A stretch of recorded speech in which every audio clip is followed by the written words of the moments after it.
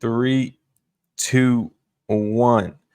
MLS Aces Podcast. This is your host, Tom Sweezy. We are back, joined once again with Jason Vivang. Jason, I saw something recently on social media, and I just didn't pop into my head until I processed that you're wearing a Bulls hat, that the record for Chicago teams across all major sports, not great. I need your opinion on this. No, yeah, it is not great. I don't know what you want me to say. Yeah, Chicago sports teams are pretty down bad as usual. So this is just what we've come to expect here in this city. What team across, I mean, you can go from MLS to NBA, NFL, whatever. Do you have any confidence in? Zero. Okay, that's fine. I mean, there's like hope in some of the teams, but it's not like this year. Like the Blackhawks, are on the up and up a little bit, but it's going to take a couple more years, if not 5 more years. The Bears obviously had some. We had the number 1 pick in football and hockey the last 2 years. So, I'd say there's some optimism, but I don't know if this year is going to be any good or next year. Or, I don't know.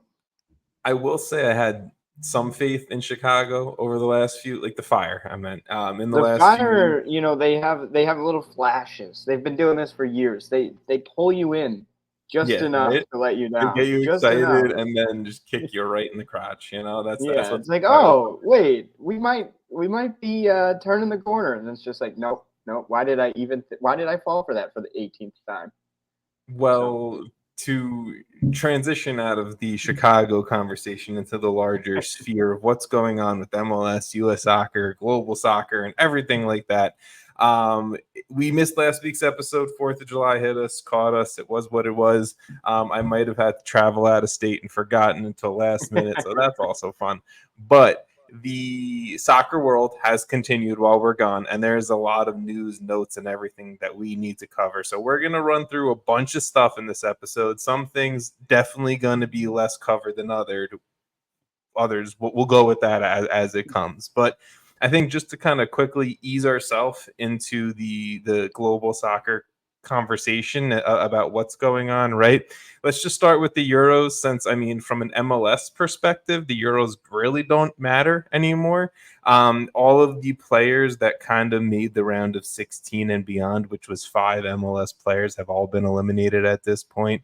The furthest 2, roughly, being Xherdan Shaqiri with Switzerland out after their PK loss in the quarterfinals to England. Olivier Giroud. I don't think he's an MLS player anymore, though.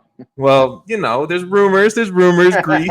Apparently, a Greek club's coming calling for Shaqiri. So he at the point of the Euros was an MLS player, is an MLS player. And then I guess, obviously the same argument could potentially be there for Olivier Giroud with France. They're out in the Euros after their 2-1 loss in the semifinals to Spain.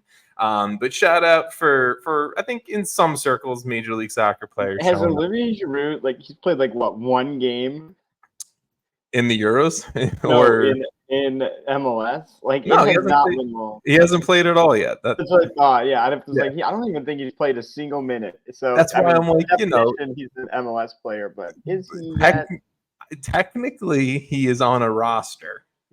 Technically, Xherdan Shaqiri is on the Chicago Fire's roster. It's all technicalities at the end of the day. A good technicality. But just to quickly enough, the Copa actually got canceled from what I heard. So yeah, right. Copa America didn't happen in the last. We don't really need to talk about that tournament. We won't talk about. No, we will dive into that for sure. But just to kind of quickly give a recap of currently what's going on for MLS players in Copa America, Lionel Messi and Argentina, they're still in it. They just made the final after taking down Canada 2-0 in the first semifinal matchup. Obviously, Canada still going because they have to play that 3rd place game against either Uruguay or Colombia, and there are 14 MLS players on that Canada roster that I will not be reading out. And then speaking of Colombia and Uruguay, there are 2 players on the Uruguay national team that will either be playing in the final or the 3rd place game, Luis Suarez and Christian Oliveira. So we will find that out. Technically, we're recording this day of game, so you guys know if you're listening day of drop or in the future, but we don't know yet. So let's go Uruguay. So this kind of just quickly wrapping up what's been going on with the major competitions globally. I guess I'm going to turn this to you, Jason. Do you want to go transfers first, or do you want to kind of go USMNT? I think we should go USMNT because I think that'll probably take up the most time. That's fair. That's 100% fair. Plus, we were just talking Copa, so we might as well roll into it. Let's stick with it, and I'm sure we'll kind of blend in the conversation around the Canadian men's national team as well into this. I think there's a clear conversation point there. But the USMNT, they did not make it out of the group stage. I learned a new phrase called grouped. I didn't know grouped was a thing, but I guess maybe it's something I've heard before. I've just never connected. Never put it to like memory. Exactly. Well, also, the U.S. doesn't usually get grouped. Exactly. So the U.S. did finish third in their group, finishing on 3 points, a 2-0 win against Bolivia, the 2-1 loss against Panama that we have not gotten a chance to talk about on the podcast, and then obviously the 1-0 loss to Uruguay on the final day of group stage games there. So I'm going to just go super high level to start because I feel like there's a lot of things we can do, a lot of things and topics we can talk about, and coaches and players and national team structures and all of it. I think when this first happened, right, when the loss kind of first set in, and you and I were texting about it, and I was seeing people's reactions on social media and whatnot, I think the thing that it almost felt like to me was when we got eliminated from qualifying 2 World Cups ago, against Trinidad in Trinidad. Obviously, it's not the same severity of thing that happened, right? It's not that we failed to make Copa America or failed to make a World Cup. We lost in it. But it was that kind of gut punch blow that I feel that I just physically felt the same from the 2 experiences. And I think since that, lacking to make that World Cup, this is probably the lowest point we have been at as a nation. And we're starting strong. And I'm gonna go super how I feel hot takey about it, I guess. But the last thing I'll say, and then I want to turn it over to you, Jason, is we said this before the competition started. I specifically said I remember covering this podcast with a group of older MLS players, and we were in the exact same spot as we were trying to see if maybe we make it out of a group and go on a strong run or lose in the first game out of the group or whatever. We didn't even do that. And that's just where I'm stuck with. There has been zero growth in the last decade plus from the USMNT, whether it's players in MLS, Europe, the golden generation, the not golden generation, the hardworking generation, whatever you want to talk about. There's been zero growth across all these different things. And again, it's just a call of action of change. And that starts with Gregg Berhalter probably and works its way down. But I will let you go.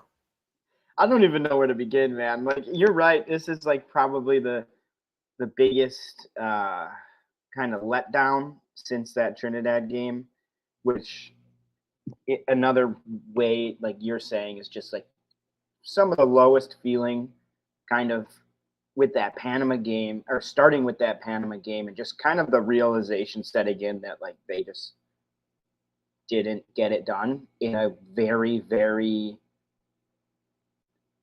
not easy group, but like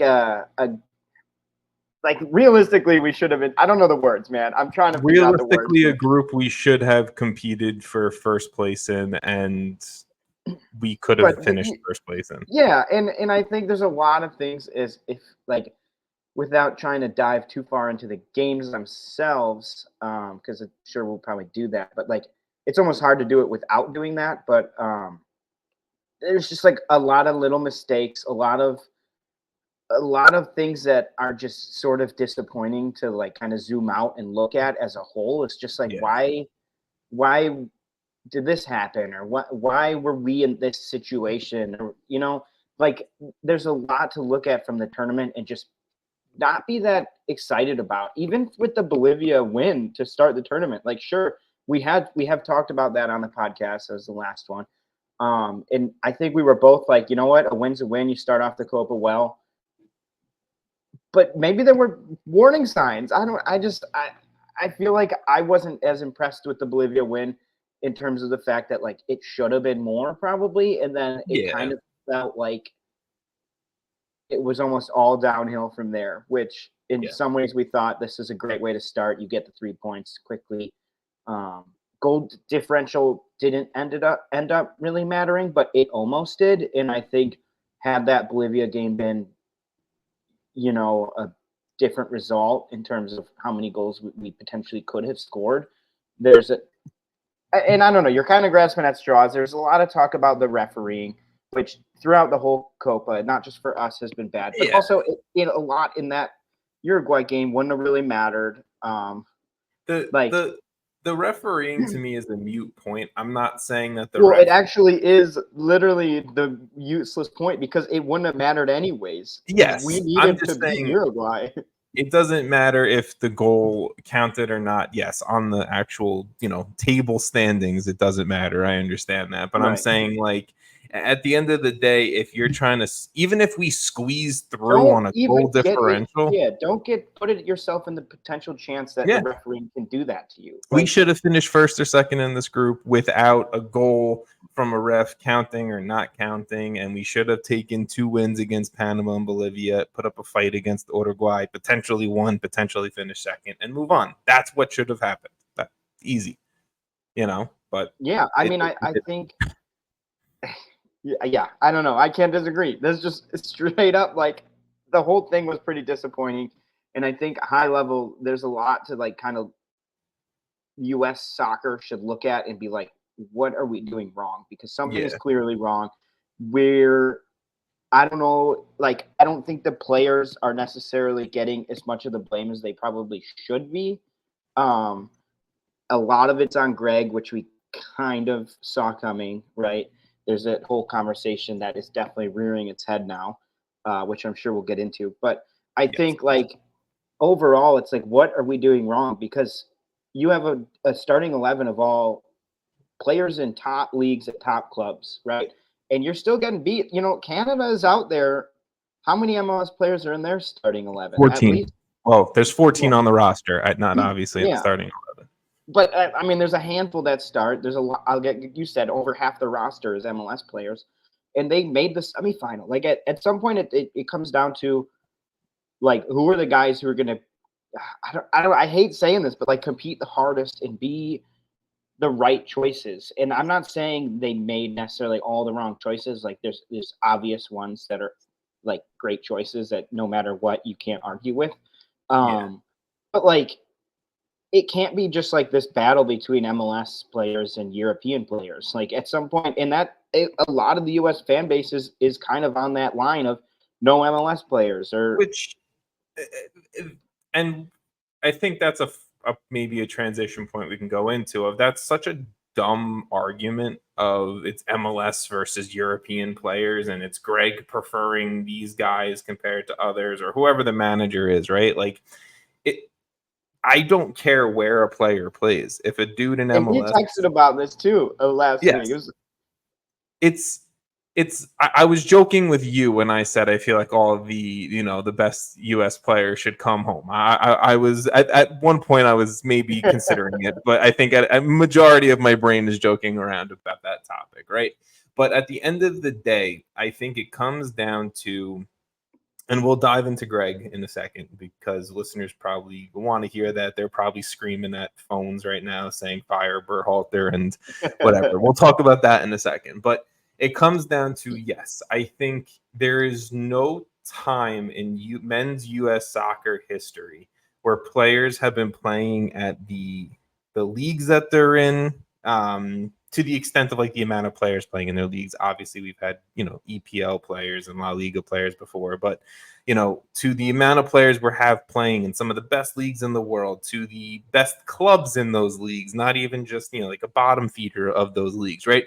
We have so many talented players playing in Europe, playing at the highest levels and in Champions League and all that stuff.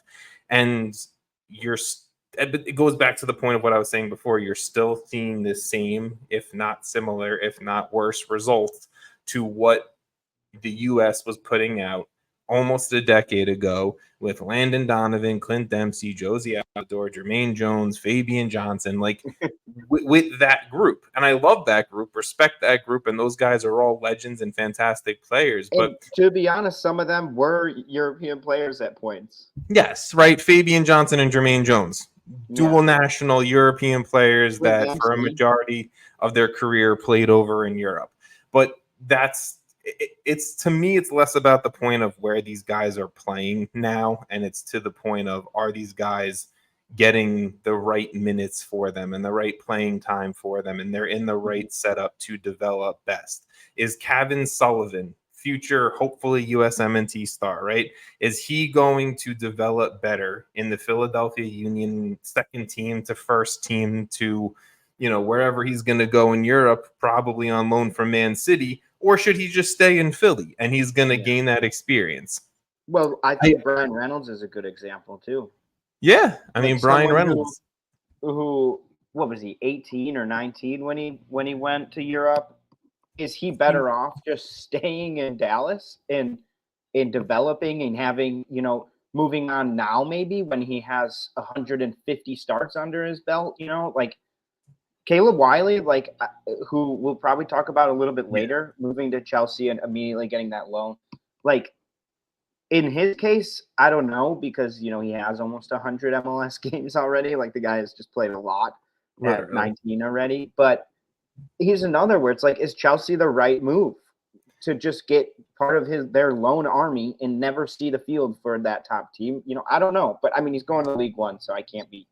Like, in that case, it's kind of hard to bring up. Like Brian Reynolds is actually a really good example, I think, of a USMNT player, because he's a dude who, is still very young and came up through an MLS academy and played in an MLS club. And, the funny thing is, he only had 30 games for Dallas, or something like that, maybe a little bit less, a little bit more than 30 games for Dallas before he got the sale over to Roma.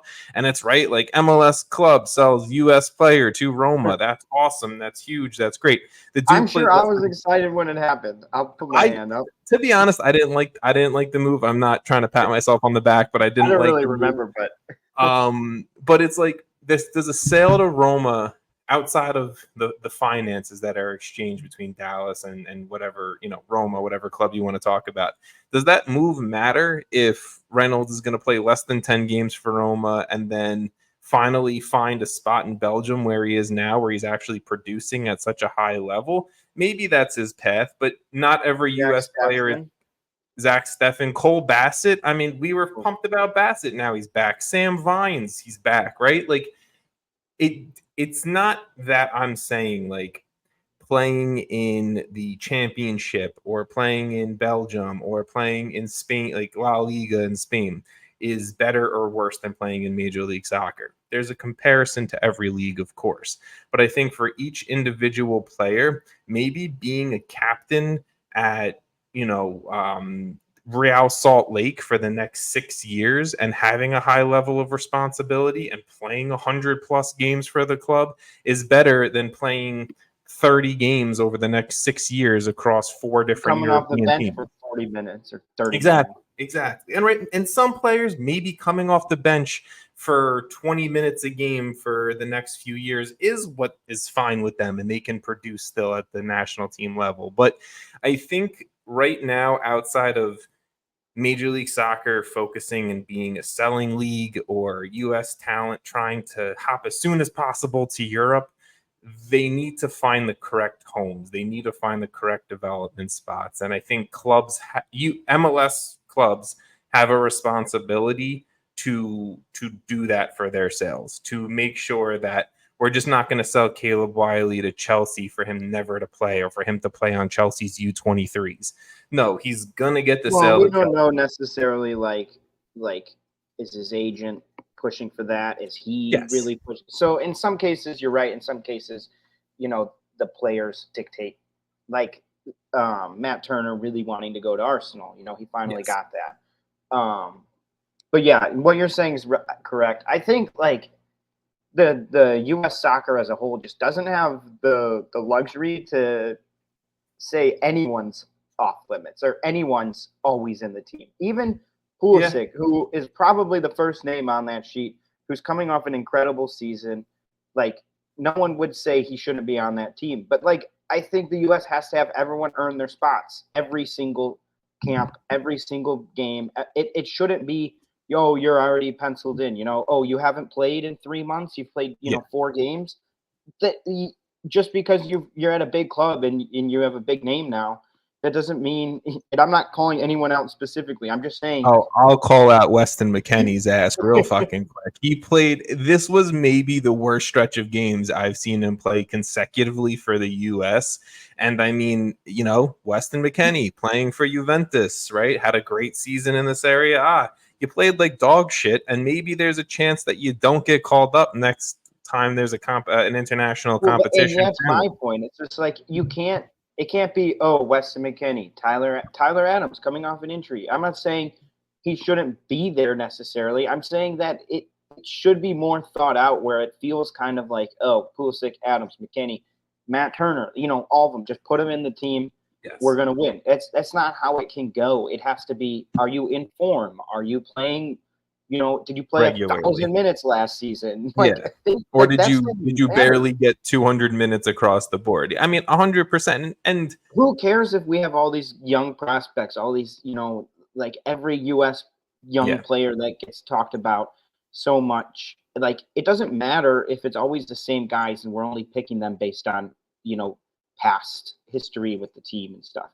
And I think that's where we can transition this into Gregg, because it definitely, feels like Gregg has created a very positive vibe in the U.S. locker room. Players like him. Players have openly spoken and vouched for him and everything like that, right? But at the same exact time, it definitely is more and more starting to feel like Gregg has his guys, and those guys are always going to get the call-ups. And, maybe we rotate in 2-3 players in international roster, but, he's always going to bring up his guys and call in his guys. And that starts to seem to be playing a factor here, if you ask me. There seems to be the same rotation of players that continuously underperform.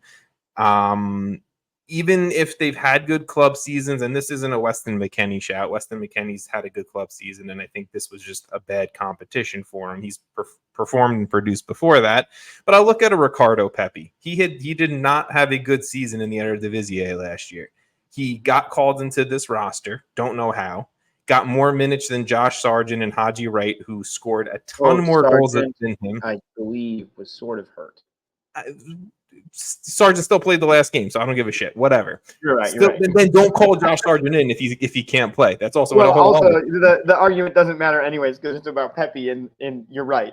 So what you're saying is definitely correct. I love Ricardo Pepi. I think Ricardo Pepi is a big time talent. He's still very young, and he did have a down season. So maybe like the Olympics would be a really good competition for him. But you call him into the Copa roster along with Wright and Sargent. He gets more minutes than Wright and Sargent. Completely has a bad competition. Once again, missing sitters, missing opportunities and chances. And if things continue, it seems like he will just continuously be a Gregg Berhalter call-up when maybe he shouldn't be. Maybe he needs some time to figure it out. He needs to have a little pressure put on him that he needs to perform better and do things and change things in order to get the call-up back to the U.S. And this is where I am definitely... Like, why is Haji Wright only coming in desperation mode against Uruguay for the first time all tournament? Like, why is Balogun coming off against Panama when he was literally like probably the only player on the team that had done anything up until that point? For Pepi, who, no offense, like you're saying, was not having a good tournament, and it was just sort of like a default sub. Outside of, like, I think, yes, I can go on and on about the roster decisions. I think to your point as well, the tactical decisions from Gregg Berhalter have not been there in the last few months. I'll go from the World Cup on. I don't think his tactical decisions in the World Cup were great. And I mean, maybe there's a point and this is me completely making assumptions. I don't know, but maybe there's a point of players are way too comfortable. Players know they're going to get the call up. They're definitely way too. I'll say it, dude. The U.S. team is soft. Yeah, I can agree with that. I've for years talked about how I like competition. I like having a lot of good players. If there's a lot of good players, but there's no competition for their spots, they get complacent. They get, like you're saying, they get comfortable. And it doesn't make a good team. It goes back to also the Gregg roster call-up decisions. There's no pressure on any of these players. There's no pressure that, let's say, Tim Weah or Christian Pulisic are going to have their spot on a roster taken away because Diego Luna is absolutely balling out. And we'll talk about Diego Luna in the Olympic roster more as well. Yeah, that's going to be a conversation. But this is just, and I'm not going to keep talking in circles about it. I obviously, if you have anything else you want to say, like, I want you to say it. But the players are at fault. It seems very lazy and soft from players. It seems like bad decisions from Gregg Berhalter down with the rest of his coaching staff. And that obviously all those things don't exist just in a bubble. All those things exist from the higher USSF down. And that's where changes need to be made. And unfortunately, yes, it's a Gregg out for me. I'm on it, Like if this is American Idol, it's a no for me, dog, right? Like this is where I'm at with Gregg Berhalter. It's unfortunately, I think he's past his welcome. He's created a very complacent locker room, and the talent on the field is not producing at the level that we've seen them all produce almost individually. And the U.S. is never going to grow in on the field results I think if there's no change, if there's no push, if there is no manager that's going to get on some asses and make sure that Weston McKennie, you're walking around for 50 minutes of this game, you're not starting or playing in the next game. Like you're done for this competition, whatever it may be, So there's a lot there, but I obviously want to let you finish up with whatever you want to say. I'll try and be concise and wrap it up. But I think, like, if you've listened to this podcast for a long time, you've probably heard me be on Gregg's side for the most part, I would say, over the years. I think I'm someone who, and I still am kind of on the fence where it's like, so personally, I'll say it, I do think they should move on. I think he's done. I think the experiment is done. But wait, do you think he's done, or do you think he should be moved on? I think he should be fired. Okay, and do you think it will happen? I don't know. I'm honestly like a 50-50 there. I don't know if it will happen, but I do think it's sorry. Continue. I'm sorry. And I think, like, my biggest concern is who is the name coming in at this point, because I'm not necessarily sure that we're not going to be having the same conversation with a different person. But I'll save that for whatever they do. Who are you speaking about, Jason? I don't know. I'm just saying. All right.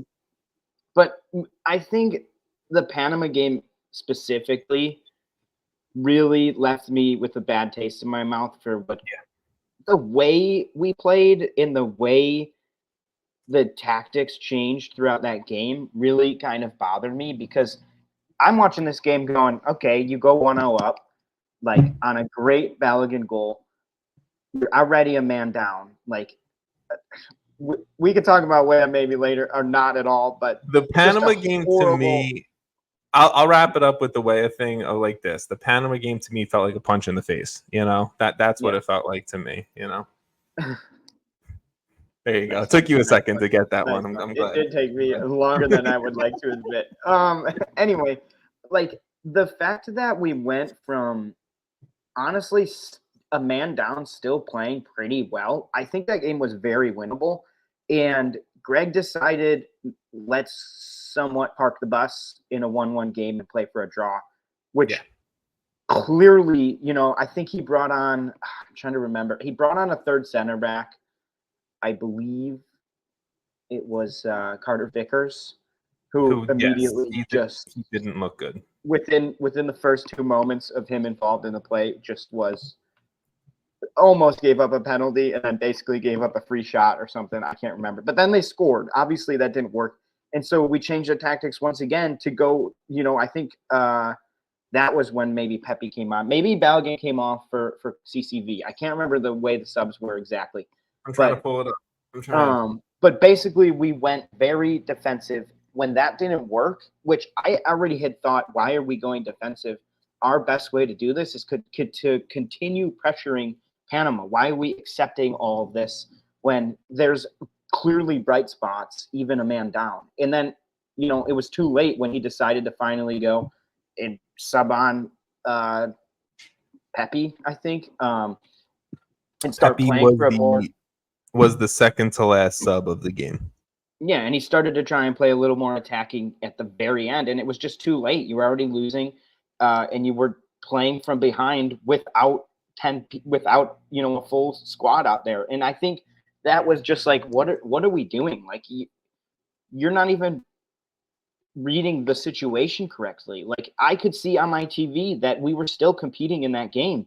And I was thinking, you know what? There is a way to win this game, and he blew it. Like, he just genuinely blew it. I think the coaching decisions really blew that game. Obviously, Weah blew the game as well, kind of right off the bat. But I think there was still a way to salvage that, and I think coaching Gregg specifically with his tactical changes and substitutions blew the game.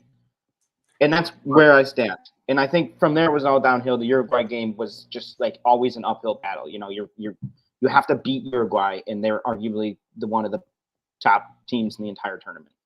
And if anyone is going to say we played well against Uruguay, I don't agree with that statement whatsoever. We did not. What, you mean a team that needs to win who doesn't have a single shot on goal?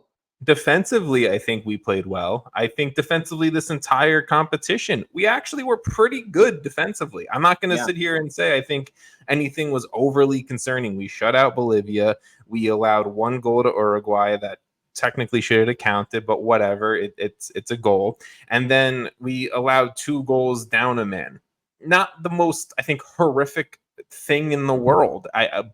And one of those was after we massively changed the tactics to go more defensively. Exactly. Which obviously disrupted a lot of what I think and Richard were doing. The thing that sticks out to me when I say this team is complacent, and I think Gregg has a very just comfortable, not in a good way, locker room, is there's just it's the same routine offensively and trying to create, and it's just there is no offensive creation with the U.S. men's national team. There is nothing there outside of maybe a moment of magic of a Gio Reyna run or Christian Pulisic pulling something out of his ass. There's just nothing there offensively for the U.S. And I will say all the goals we scored in this tournament were just like one wild moment of brilliance. Like there were no easy goals. And I think there were some chances that were easy, especially against Bolivia, that we weren't putting away. But yeah, like from an attacking perspective, there's just nothing there. There's nothing. Yeah. And I think you see that in a game that's a must-win versus Uruguay, and people are like, oh, we played pretty well. And it's like, well, if you have to win, then surely you should be getting more than 0. Like, I'm pretty sure there were 0 shots on goal. And I could be wrong. There might have been 1. But, like, you need if it was, it wasn't 10. A good one. Yes, 100%. I think the expected goals were also like less than 0.5, but whatever. I mean, not whatever. It's the larger conversation of what's at hand of maybe if we had a different manager, maybe if we had someone else leading these guys, maybe we're in a different position. And maybe that guy could have been Jesse Marsch. But unfortunately, he's doing it for the people up north with the Canadian men's national team, who I think just probably put the world on notice to Canadian soccer, and good for Marsch and good for this roster and this group. Also, Jacob Schaffelberg, incredible tournament. Shout out MLS, first of all. Yeah, seriously. This is an incredible tournament for the guy. I saw he was already being looked at from, I think it was Germany or something. It was from what I can remember off the top of my head, some Spanish second division team was looking at him. But I'm sure, this has kind of bumped up his profile a little bit more. And to another whole point, American MLS players, 0 minutes in Copa America, and Canadian MLS players just absolutely going on a tear to a semifinal. Just saying. Also, there's like multiple MLS players that played for Panama. That too. And, many other countries, but it's fine. Whatever. Yeah, but more specifically Panama, who beat us. Yes. Shout out Coca Carrasquilla for a fucking hard ass red card too. Oh my God, I forgot about that, dude. Yeah. That was one of the craziest tackles I've ever seen in my life. It got up and was ready to throw hands. Canada finished second in the group, 1 win, 1 draw, 1 loss on 4 points. They obviously had a very, I think, good showing, but a loss to Argentina. They beat Peru up a man, and then they had the 0-0 draw on the final day of the group against Chile to advance. Then they went out. They played a tough Venezuela side in the quarterfinals, and they advanced on PKs. And then, obviously, a few days ago, as when this episode drops, they did lose to Argentina again. Same scoreline, 2-0. Messi scoring his first goal of the competition as well. But they will go out and play a third-place game against the loser of Uruguay versus Colombia. And all I got to say is just, this Canada team, you want to talk about guys who aren't stars or playing in Big Five leagues outside of like Alphonso Davies and Jonathan David, right? But like Ismael Kone now. Yes, Ismael Kone getting the move to Marseille, Moise Bombito getting looks at from League One, even Derek Cornelius, former Whitecaps center back, who's I think at Malmo right now, is getting some looks from League One. But this is what performing to the level that these guys did and playing up a level and trying to prove something and have, something at their backs to push them to a different level. And whether that's Jesse Marsch's tactics, whether that's Jesse Marsch making these guys uncomfortable, whether that's, just maybe the motivation that these players have. These guys have the ability that I think the U.S. lacks at this point to just grind out a result. It doesn't have to be pretty. It doesn't have to be nice.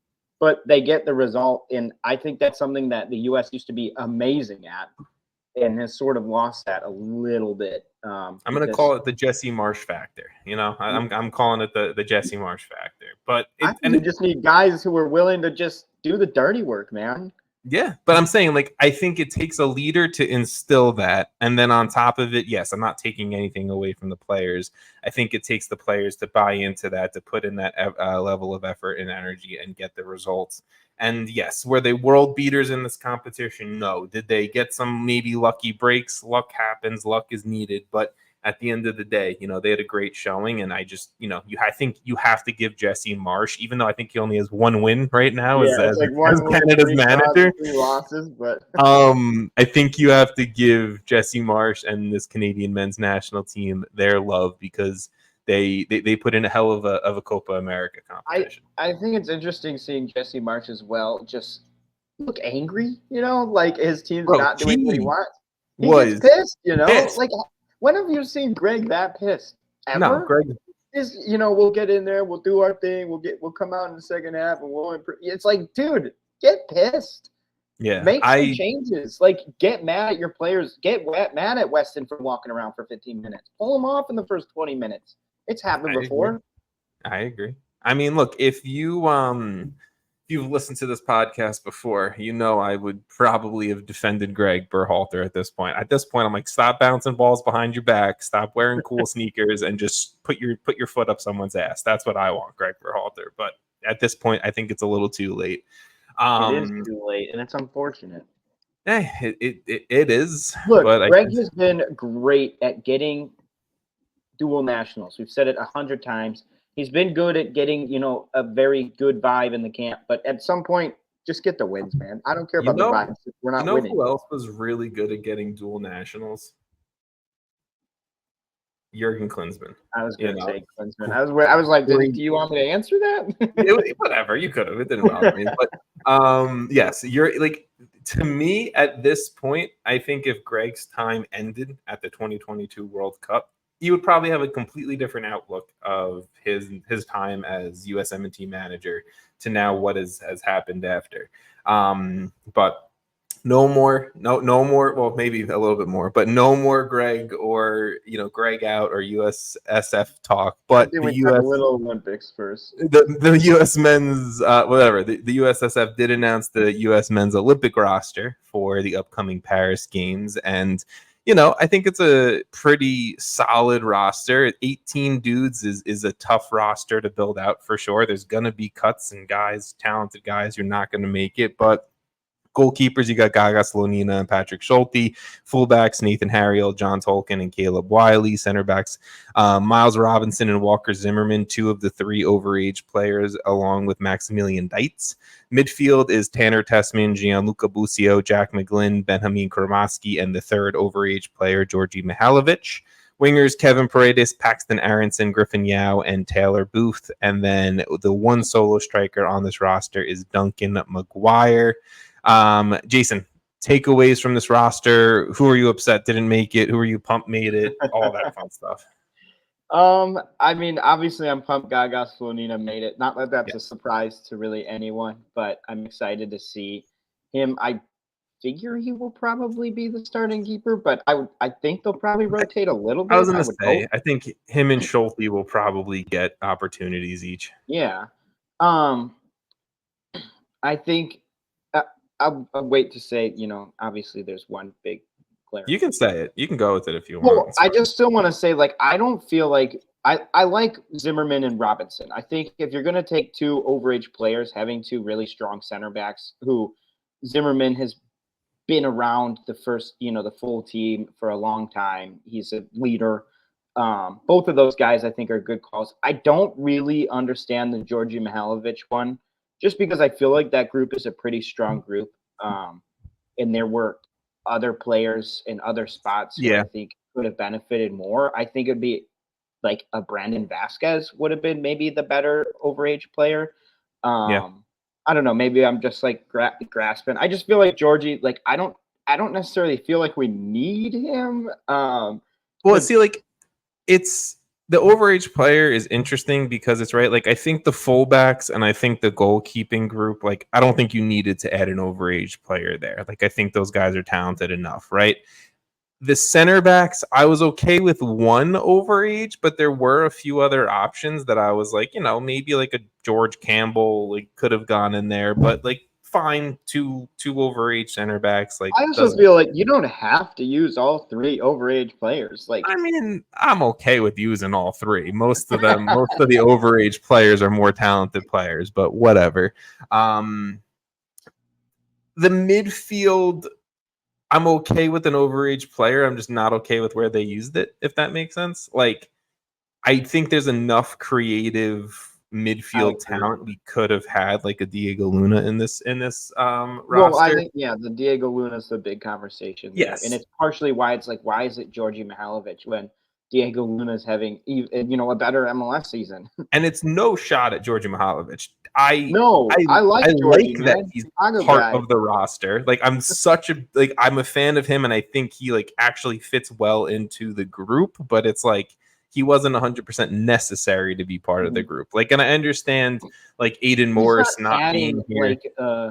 He's not adding this massive jump there. No. That's the biggest thing. It's not him being there is oh yeah, that makes sense. It's a huge upgrade. It's not really a huge upgrade, and that's no hate on him, you're saying. It's just the fact. Yeah. No, I completely agree with that. I do think before you continue, Tolkien and Wiley mainly play on the left. So is Harriel our only right back? Harriel's the only right back, but one true right back. Yes, he's our only true right back, but one of our alternatives for the group is Jake Davis, SKC's right back.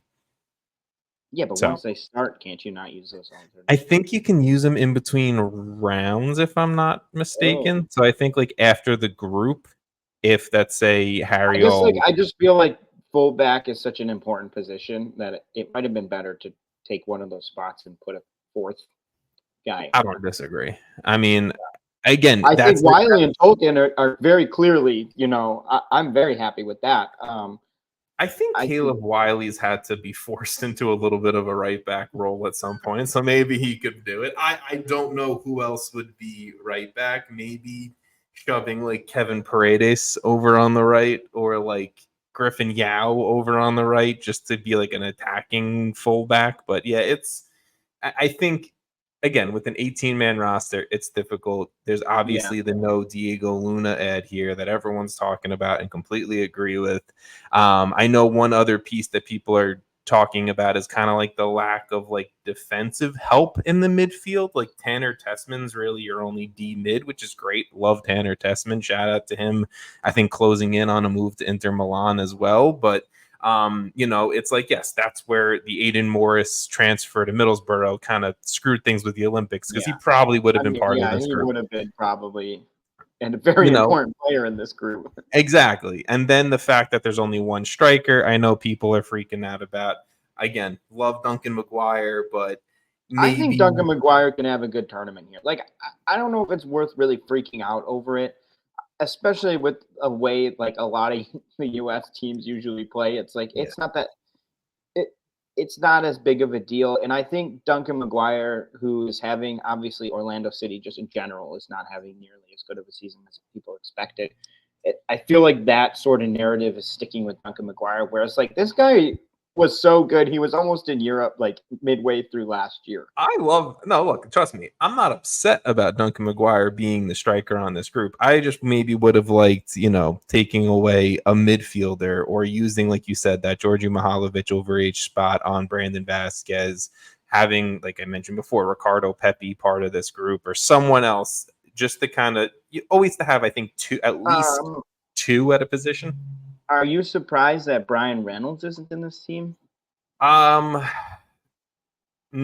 because it seemed like Nathan Harriel was the guy for the right back spot, and I think Reynolds is overaged technically. He's 23. I think he's 23. I think he is 23. Isn't it 23 and younger, or is it 22 and younger? I think it's 23 by a certain age, though. Oh, like a date. Yeah. Yeah, it's a date. It's not just like, number on your whatever. But still, like, I would have been fine with, an overage spot being used on Brian Reynolds if that's the case. But whatever. At the end of the day, this is the group we have. I feel pretty good about the group, but I also felt good about our group going into Copa America. So we'll see. I think the biggest thing is, like, what are they doing with Diego Luna? Because I think, obviously, like you've mentioned a couple of times, we both mentioned it, like, it's a very weird omission of a guy who is not necessarily really locked down, who's having an incredible season. And then they kind of threw it sounds like they kind of threw the alternate thing at him, and he was just like, dude, no. like that's kind of a slap in the face for a guy that's having a season like Diego Luna's having. So I don't know. I mean, he would miss RSL games, so I'm sure RSL's pretty happy about it. But that's the thing that's going around, right? Him and also Cole Bassett got the offer for alternatives and not the roster, which is also wild to me because Cole Bassett's having a pretty good season. But the thing that's going around is, like, out of those players' camps, it's hearing that they'd rather be playing for their club team than training with as an alternative with this group, Which so I get, honestly. I agree.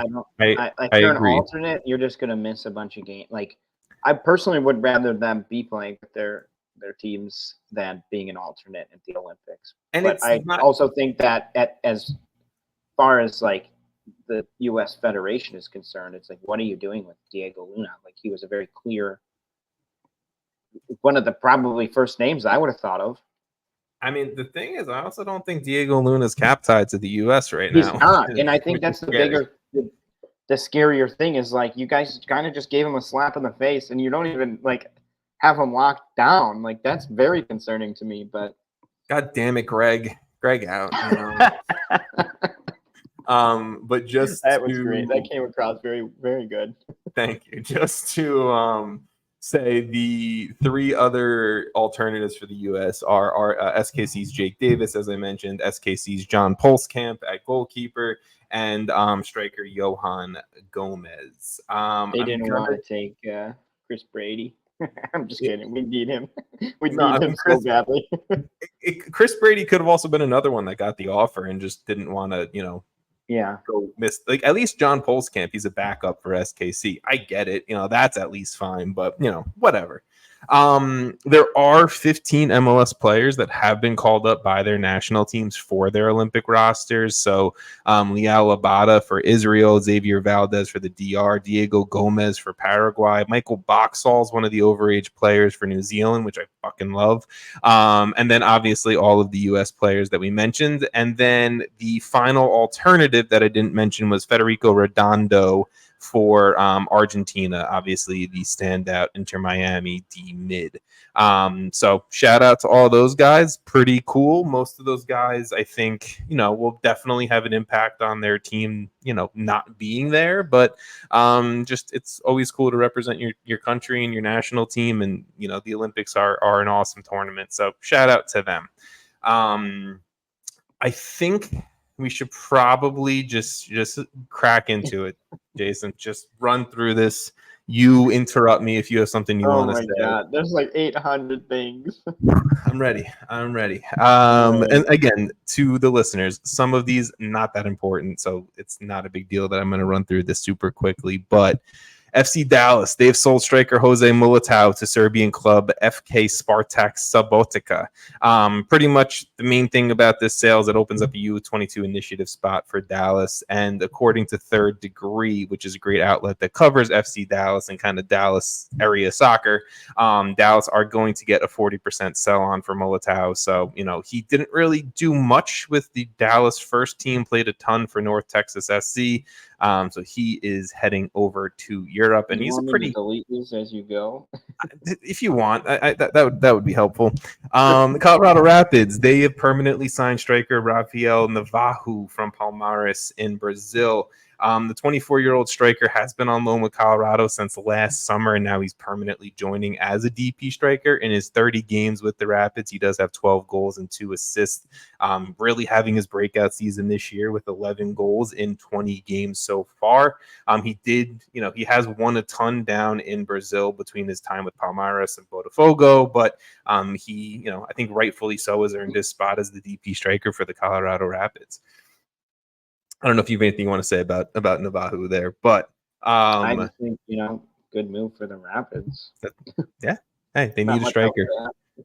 But the thing that I do want to say is Colorado does a lot of the loan for 6 months as a DP, see if the guy works out, then we'll pay the transfer fee. I think a lot of the times it's not really like shooting for as maybe high of a target as they could, but I think in this case it has worked out. So I guess that's why the business goes down how it goes down here. The Colorado Rapids, they've also ended their loan with another loan to see if it works out, but they've ended their loan with D-Min Lamine Diack. The 23-year-old midfielder is going to return to Nantes in France this summer. Diack only ended up playing about 4 games for the Rapids and totaling like 15 minutes, and he got overshadowed by Cole Bassett, Oliver Larraz, Jasper Loffelson, and Connor Ronan. So that's all your Colorado Rapids transfer news on this episode here. The Philadelphia Union, they have officially sold striker Julian Carranza to Eredivisie side Feyenoord. The 24-year-old Argentine striker has been with the Union since 2022 when he came over from Inter Miami. This season, he has scored 6 goals in 12 games, and in 95 overall games in his Union career, he has 43 goals and 20 assists, which is a ridiculous goal contribution to game kind of number there. Philly's now left with Mikel Ure, Ty Baribo, Chris Donovan, and Marcus Anderson as their up top options. Do you have anything you want to say about this? I just feel like Philly is sort of. This feels like it's kind of like okay, move to next season type move. They're having a very rough season, so this feels like the end of an era. Overall, it definitely does. It just feels like a year where it's like Philly. Like you look at the standings. I personally look at the standings, and I'm still like, this is real? Like what? So that's kind of the season they're having, which feels like this move is in line with we need fresh changes. And because there's also the case that Carranza wasn't going to re-sign with Philly. He wanted to take the shot in Europe, and the Eredivisie, I think, is an awesome move for him personally. But like him, Jakob Glesnes, you can definitely see the sales of Nathan Harriol and Jack McGlynn happening soon. Alejandro Bedoya, Andre Blake, they're in their 30s at this point, and I know Blake can probably be around for a while, but it's like, is he going to be the same level? It just definitely seems like a major transition period for the Union, and the Carranza sale to me kind of solidifies that. All right. Minnesota United, they've transferred versatile midfielder Kervin Arriaga to Serbian first division club Partizan Belgrade. The 26-year-old Honduran international joined Minnesota in 2022, and he has 65 games played for the club with 6 goals and 3 assists. He does have 3 goals in 13 games this season. He's been extremely versatile, playing in the midfield, some fullback, even some center back over the last few seasons. And shout out to him for, I think, getting a European move for someone who's a little bit, later on in his career. But Arriaga, solid player. Happy to see that. 26. Minnesota, yeah. What? Later on? I mean, bro, look, if I'm older than him. If you're not, and so am I. If you're not 19 years old making a transfer, you're like fucking ancient. So I think someone who's in his prime getting a transfer to Europe is significant for Minnesota. It's a bit of a loss there. So yes, for sure. And for the people just listening to the podcast, I put air quotes when I said later on. Just realized that. But Minnesota, they've also transferred center back Victor Eriksson to Europe, back to Sweden with the club Hammarby. The 23-year-old joined Minnesota this past January, only played about 4 games for the MLS side. So just maybe things not working out too much with that transfer there. Austin FC, they've signed winger. Coach after that transfer, right? So that's partially probably just didn't fit. Yeah, I don't know. Before, that was before Ramsey. I don't know. Whatever. Keep going. Doesn't matter. Austin FC, they have signed winger Jimmy Farkalon from their MLS Next Pro side. So good for the kid who was just a recent MLS Super Draft pick to perform in the 3rd division, get the call up to MLS. And then Austin FC have officially terminated the contract with striker Musa Jite, who I forgot was even still on their books. But the 24-year-old striker was a U22 player with the club, has been on loan in France and Turkey the last 2 seasons. This move technically does open up a U22 initiative spot because he was on loan and everything like that. So Austin, who is doing a ton this window, can potentially do even more here. So Jite gone, and they called up a nice youngster from MLS Next Pro. Inter Miami, they have terminated their contract with forward Robbie Robinson, and they also have sold winger Edison Azcona to the USL Championship side, Las Vegas Lights. So 2 young, well, I guess Robinson, whatever, he's 25 in his prime, whatever. But Azcona gone, Robinson gone off that roster as well. Maybe Miami trying to get some money and make some room in the books for a player signing or 2 this window. Incoming like Antoine Griezmann or something. I mean, maybe it's going to be Angel Di Maria. I don't know. I'd love to see it. The Portland Timbers, they have sold club legend Dairon Asprilla to Atlético Nacional in Colombia. The 32-year-old winger has been with Portland since 2015, where he won an MLS Cup and an MLS is Back tournament title. He has 235 career games with the Timbers, 39 goals, 22 assists. He's a club legend for the reason outside of more than just memorable bite kicks. Asprilla sits 4th all-time in Timbers appearances, 4th all-time in Timbers goals scored, and 5th all-time in Timbers assists. So Dairon Asprilla, loved you when the playoffs hit because you were an absolute monster on the field, and good luck back in Colombia, buddy. I feel like I've just been going. Anything you want to say about?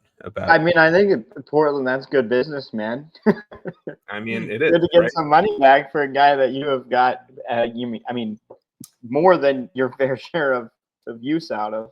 He definitely feels like a guy that I feel like, once he retires, could come back to Portland and coach somewhere or do something. Like I always feel like they take care of their club legends a little bit. I mean, I feel like Portland's one of those teams that's or communities or whatever that's like if you're like a legend there, you're always a legend there. Yeah, 100%. And Dairon Asprilla is definitely one of those guys. Absolutely. The next few transfers here that outlasted Kolpas. Yeah, another one, but it's also a lot here. Did not outlast Kolpas, I should say. Yes. There's a lot here with St. Louis, so I'm going to kind of roll through this a little quickly. But St. Louis City, they've parted ways with manager Bradley Carnell, which was a shocking move when I read it the morning that it dropped. But the 47-year-old manager took over as the club's inaugural manager last season. In 2023, he led the brand new MLS side to finishing first in the Western Conference, obviously not getting knocked out of the playoffs. But in 62 games in charge, Carnell, Jason, you cut that one way too soon. Shoot. It's fine. Oh, shit. Okay, it's all fucked. Never mind. I don't know what Carnell's record was. It's fine. It was back. We deleted it. That was Jose Militao. Oh, there we go. Okay. Carnell finishes with a record of 22 wins, 15 draws, and 25 losses. It is shocking. Yeah, go ahead. I think like a season and a half is not necessarily the most amount of time to after winning a new club. I mean, that's crazy to me, but they might learn that the grass is not always greener. I think sometimes it's like these new clubs, like they want to be bold and we're not going to like settle for average and like all this stuff, which is a good thing. I'm not going to sit here and say it's a bad thing, but I feel like sometimes it's like when you don't have maybe the full experience of bad head coaches, sometimes it's like, like, you know, like you said, grass isn't always greener. Maybe we also a year and a half into their existence. Yes, and it's like I know Carnell hasn't been great this year, and there's issues with him and Sam Adeniran, and you know but St. Louis also has had a ton of like season-ending injuries, and it hasn't been great on and off the field for St. Louis this year. That's fair, that's fine. They're still fighting for a playoff spot, and they finished first in the conference last year. I think Bradley Carnell gets another shot at coaching in MLS, and he deserves that shot. I would take him. This was the first coach firing that actually I was like, I don't agree with. I think the rest of them I was fine with. This was the first one this year that I was like, interesting. But I'm watching the Euros right now. It's okay. You have the Euros on? No, I unfortunately my remote is on the other side of the room. Netherlands are beating England 1-0, and England's about to take a PK.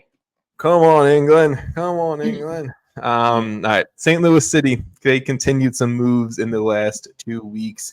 They have officially sold winger Isaac Jensen to Danish club Viborg, who he was out on loan with. Viborg exercised their purchase option. The 20-year-old winger only played 13 games with St. Louis, failed to score, went out on loan, and the rest is history there. St. Louis City, they also signed a new DP midfielder in Marcel Hartel as a free agent. Hartel is a 28-year-old attacking midfielder that played last season in Germany with St. Pauli, where him and St. Pauli got the promotion to the Bundesliga from the 2 Bundesliga. But he is a 2-time 2 Bundesliga champion, and in 233 career games, he has 33 goals, 51 assists. Last season, he had 21 goals and 15 assists across all competitions with St. Pauli. Some people were hating on this move. This seems like the most St. Louis move. I was going to say this is such a St. Louis decision. Like German in his prime player who absolutely balled out last year, who's going to most likely ball out. And they did need a creative piece to me. So I like the move a lot. I don't know if you have anything else you want to add. No, I agree. I think this is a good move. I'm curious who their next coach will be to start putting this all together. Right. I don't think the coach matters here. I think there's a lot of changes here. I think they're gonna need somebody. I'm saying, to me, I think St. Louis's front office is gonna operate the same way no matter who they bring in or hire. They're probably just rolling. So whatever. But I like the move of Hartel. I'm excited to see him actually play a game in MLS. The last 2 St. Louis pieces here, they have brought up 2 players from their MLS Next Pro side, center back Michael Wenzel, the 22-year-old German, German center back, German defender, came over, played some college soccer, but he did have some experience in lower German division soccer before coming over. They also signed 22-year-old left back Jaden Reed from St. Louis City too. Prior to this, he was in the Red Bull system where he did have 1 appearance for the New York Red Bulls first team, but has been doing well. And I think he already has another assist for the St. Louis City first team after this past weekend. He's been balling and, I think proving him useful and probably will earn a starting left back job, which so good for Jaden Reed there. Let's go. Next manager, Nashville SC. After getting rid of Gary Smith earlier this season and after Copa America ended for the USMNT, they officially announced the hire of BJ Callahan as their second manager in club history. Callahan has been a longtime assistant manager with the U.S. and before that, he was an assistant manager with the Philadelphia Union. In 2023, he was interim manager with the U.S. famously With 7 games in charge, winning 5 of them, losing 1, drawing 1, and winning a CONCACAF Nations League title. I mean, BJ Callahan, I think very deservingly deserves a shot at we being talked about this a little bit. Yeah. And so I think we were both pretty excited with it. I mean, people were like, oh my God, falling in love with this. I think this could blow up and fail completely. I'm not hoping it does, but I'm every coaching hire. Exactly. Like, I think that there is an inherent risk when you have a guy who has never been a head coach before. He has been a head coach for 7 games, and he was an interim title, and that's different than being a full-time hire. So I'm not like over he was the also moon. international, which is so different than club. Exactly, right. And I know he's been within an MLS system before, but again, at the assistant level. So I like Callahan. I think Callahan deserves a shot, but I'm not like he's gonna fucking succeed. Like, no, I'm not on that yet. Nashville's playing well, and I think he'll have the opportunities to succeed, but I'm a little hesitant there. We mentioned it before, but just want to shout out Ismail Kone on his sale from Watford to Olympique Marseille. I think Montreal might have a sell-on fee from theirs when they sold him to Watford, so maybe Montreal make a little money here. Not 100% positive on that one, so that's hand up on me if that's wrong. Real Salt Lake, they have transferred winger Fidel Barajas to Chivas Guadalajara for roughly $4 million, according to reports from Tom Bogert. The 18-year-old made the move from the USL Championship with the Charleston Battery this past offseason to RSL for a reported $250,000 fee. That's kind of wild, the jump in sale there. And pretty much Charleston, they're going to get a little bit of this percentage of the fee because they had a sell-on agreement with this deal to RSL. RSL, outside of the $4 million that they got for this, is going to retain a sell-on fee if Barajas is sold. I mean, he's a super talented young. What? Sorry. That's crazy business. $250K to $4 million in a couple months.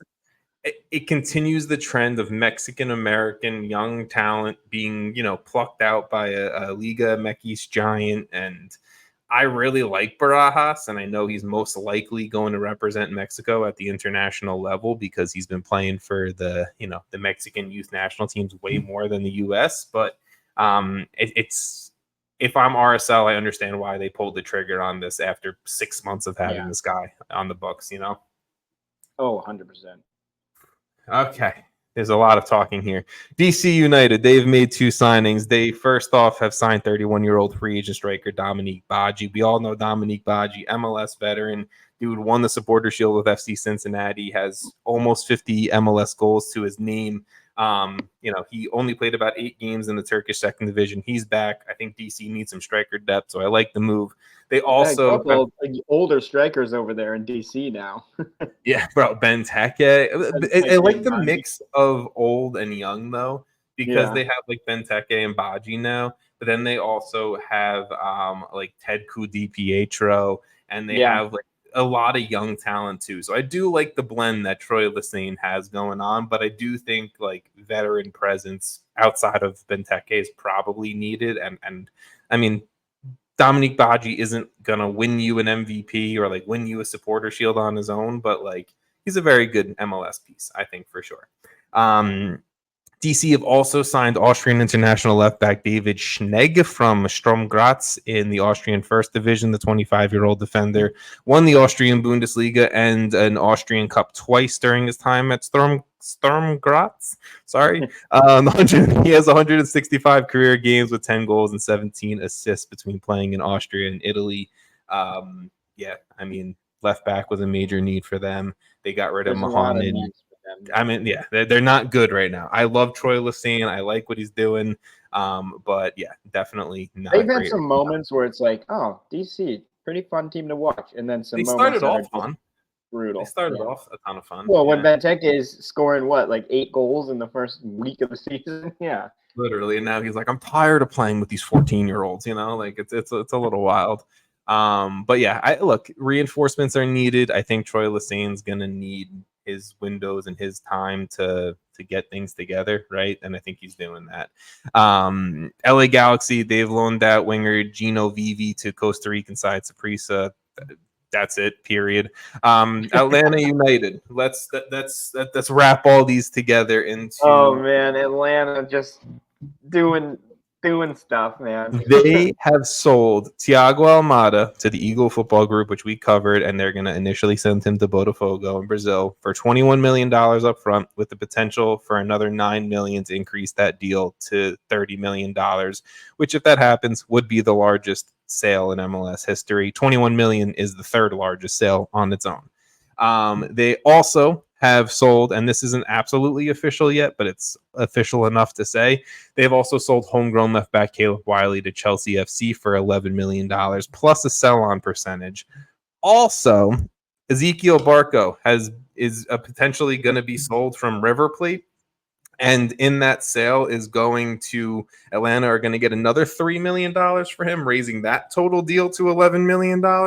So if you add up the sales of Georgios Giamakis, Thiago Almada, Caleb Wiley, and now Ezequiel Barco from this past winter, Atlanta United have made $53 million in guaranteed money, with the potential for that to rise to $62 million with the Almada add-on stuff. It's crazy they got more money for Barco. It's insane. Barco balled out. He balled out at River Plate. It's funny. I mean, that transfer is falling upwards at this point for them. Hey, good for them in that sense. They're not going to make the money back that they spent on him still. I mean, there's a lot of moves in here, and Atlanta's clearly kind of like in rebuild massively mode. Yeah. But they've got a lot of money to do it, and they're not a club that we have seen to kind of sit around and be mediocre. So I'm looking forward to their offseason, because I think they're probably waiting till then to make some splashes. Yeah, I think they're going to be bad this year. I think it's going to be interim manager Rob Valentino. He knows the drill. He's been interim at Atlanta before. He's going to finish out the year. They'll try to splash for a big name manager. They'll spend a shit ton of money. They'll get a DP10. They'll get a DP9. It's going to be the same routine for them. But I think the remainder of 2024 is going to be rough if you're an Atlanta United fan, because, boy, this team. You have no, I think even Atlanta United fans know, at this point, who's left. They got Saba. They got Brooks Lennon. Brad Guzan's still in net. Brad Guzan's still there. Look, I think there's an argument that Atlanta, if they don't make any signings this window, are the worst team in MLS at this point. And that's with a league with San Jose still bouncing around in it. So San Jose with just an incredible amount of goals allowed. Just San Jose. Shout outs. I didn't know we were going to talk about San Jose, but Atlanta United down bad on the field, up good financially off the field, and hopefully it's big changes for 2025. That's where I'm leaving the Atlanta United conversation. Okay, last thing, LAFC. They officially sold winger Steve Buick to Real Valladolid in, I think this technically La Liga now, because they got the promotion up to La Liga when Buick was on loan with them. So shout out to him. Again, another European signing that I never really feel like worked out in MLS. It happens. It is what it is. We move forward. The last few things we have to mention. Congratulations and shout out Gyasi Zardes on cracking top 10 all-time MLS goal scoring charts with his brace against NYCFC this past weekend. He now sits at 105 career MLS goals, 3 goals behind Josef Martinez and Jason Kreis, who are tied at 8th for 108. That's cool. Dude, when I saw that, I was like, okay, good for Zardes, but also it's crazy. I don't know why my brain just didn't comprehend that Josef Martinez was on 108 goals and that high up in the rankings all time. That's crazy. The stretch that I'm not trying to take away from Gyasi Zardes here, but the stretch that Josef Martinez went on for his solid 3-4 years at Atlanta United is incredible. It's almost like I almost forgot how lethal that duo was. You forgot how good that Atlanta United team is, yeah. And look, Gyasi Zardes, I will steer it back to him. He is only 32. If he does fall down the Kai Kamara path of super sub, I think there's definitely a chance he rises up this board and, finishes somewhere. I maybe. think he for sure will finish higher. I don't Yeah, think he's done at all. he's not done. I mean, look, Yeah, the goal scoring has slowed down from him since he's joined Austin, but hopefully he can find a few more over the next few seasons. Another major milestone. Zardes guy. Yeah. Gyasi Zardes, the Chicago Fire, man. Come on, that's it. I would take him. That's his career path right now. Better backup than Tom Barlow. It's the truth. Yeah, no, you're not wrong. I don't like the time slander on this podcast. Okay, we're pro Tom Barlow. I'm not trying to hate on anybody, man. We're pro Tom Bogert. We're pro Tom Sweezy. I'm saying facts. Major congratulations also needs to go to Peter Vermes. Sporting Kansas City's 3-2 win last weekend against FC Dallas puts Peter Vermes as the third MLS manager with 200 league wins. He joined Siggy Schmidt and Bruce Arena in that category. I think good company to be in. It definitely cements Peter Vermes as one of the best MLS managers of all time, and that is. I know in recent weeks we've had a little slander about him, but it cements him. Jim Curran at? Oh, he's nowhere near 200. Yeah, I can tell you that. He's been good, but he hasn't been that good. All right, I'm going to finish up this. 2014, though. He is one of the longest tenured ones. Oh, he has 164 wins. I don't know if that's all competitions, though. It could be. You have to look up MLS specific. That's the key. You know what? I'm not going to do that. He's not close. You look up your game of the weekend while I run through this last little piece here. All right, the U.S. Open Cup. Prepared. The U.S. Open Cup, it continues on this week. As of day of recording, we only have 2 games to mention here, but USL Championship, their run continues. Indy 11 takes down Atlanta United, who again, down bad, 2-1. MLS, again, just shit in the bed. Hey, we love the cup sets, but Indy 11, they are looking for their first U.S. Open Cup title in history, and if they do win, it would be their second ever trophy in club history.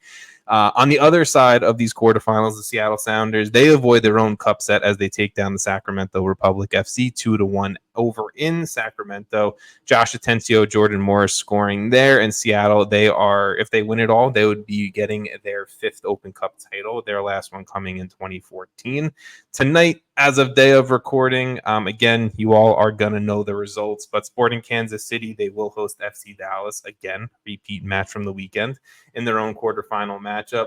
If SKC can, do the thing and win this competition, it would be their 5th Open Cup title in club history. And if Dallas can do it, then this would be their third in U.S. Open Cup, their third U.S. Open Cup in their own history. The final quarterfinal matchup, LAFC hosting USL Championship side New Mexico United. We're all New Mexico United fans tonight. Yeah, except for LAFC is his team. Yeah, we'll go back to the classic jokes of the podcast. Old days. LAFC, they have won it all in the United States except for this competition, so this would be their first Open Cup title. New Mexico, they've never won a trophy in their club history, so if they do, pull off all the cup sets and win this competition, this would be their first in club history.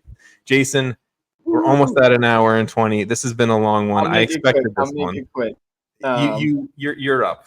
Just go. If people are still here, thank you for listening. By the way, this is the longest one we've had in a long time. My games to watch this week. There's an obvious one: LAFC versus Columbus. Obvious for many reasons. 2 very, very good teams during this season so far. I should have figured this out by now, but I'm pretty sure it's in LA. Yes. Yeah, it is. Yeah. And the other one, the one that I personally think should be game of the week, is Colorado versus New York Red Bulls. Both teams are in 4th in their conferences, so a little 4v4 action. So, yeah, I think that should be a good game. 2 talented teams that are not like rock solid, so we might get some fireworks in there.